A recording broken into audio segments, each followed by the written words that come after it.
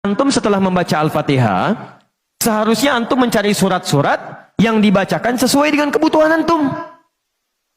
Cari ayat-ayat yang sesuai dengan kebutuhan kita.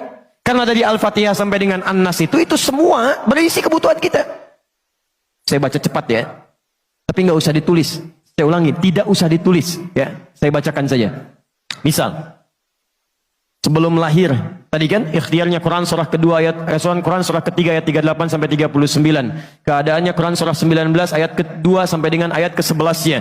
Begitu dia mulai mengandung, bagaimana kandungannya supaya baik, Quran surah ke-7 ayat ke-189.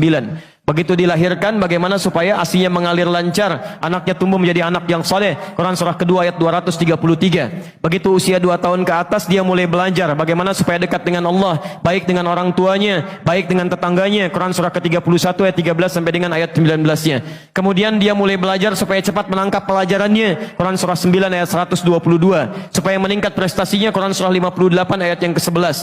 Kemudian dia mulai meningkat lagi pendidikannya, mulai mendapatkan teman-teman bergaul, bagaimana supaya tidak bisa merubah keadaannya, supaya lebih dekat dengan Allah, tidak terjebak dalam pergaulan bebas, Quran surah ke-49 ayat ke-13-nya. Ada yang serius datang mau melamar, bagaimana menyikapinya, Quran surah ke-4 ayat yang ke-4. Terjadi pernikahan, Quran surah 30 ayat ke-21. Setelah menikah, bagaimana membagi tugasnya supaya tidak gelisah dalam pembagian tugas, tidak saling menyingkirkan satu dengan yang lainnya, Quran surah ke-4 ayat 34. Setelah dia menikah, suami mulai mencari nafkah. Bagaimana cara bekerjanya? Yang standar ada di Quran surah kedua ayat 168. Kalau mendapatkan ingin yang lebih mudah lagi, Quran surah kedua ayat 172. Kalau belum berangkat, rizkinya sudah menunggu dia, Quran surah 7 ayat ke-96-nya. Kemudian dalam bekerja ini tidak mudah. Istri harus merawat anaknya, merawat rumah tangga. Kadang-kadang anaknya sulit diatur, mengatakan pada perintah ibunya, mengatasinya Quran surah ke-17 ayat ke-23. Itu dua-duanya sama-sama capek. Jangan dikira yang pergi ke kantor saja. Ibu pun merawat anak juga kadang-kadang ada rasa lelah.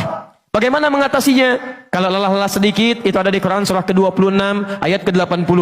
Kalau sudah mulai menjadi penyakit, bahkan kata dokter nggak ada obatnya, bagi Allah nggak ada yang mustahil. Quran surah ke-21 ayat 83 sampai dengan 84. Kadang-kadang Anda yang bekerja, ada orang yang tidak suka dengan Anda. Ada yang usil, ingin menyingkirkan Anda, menyungkurkan Anda. Ada perlindungan dari Allah di Quran surah ke-17 ayat 79 sampai dengan 81. Kalau ada yang membuat diri Anda tersesat sampai mengatakan, ya Allah, kenapa dia begini, ya Allah, apa nggak ada solusi?